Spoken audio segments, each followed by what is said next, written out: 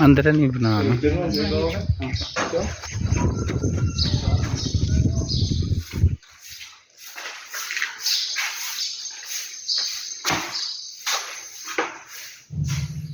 पानी ठंडा पार दे गिलास में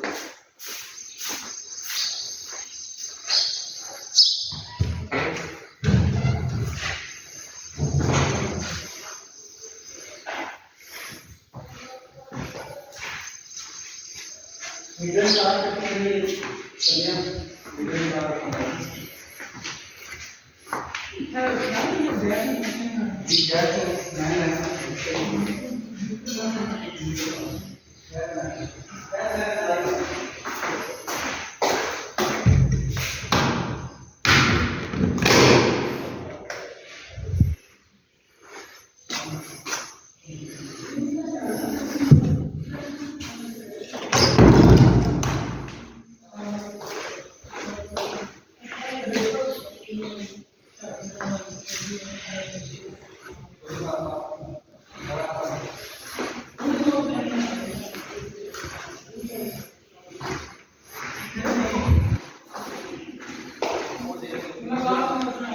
आओ किसी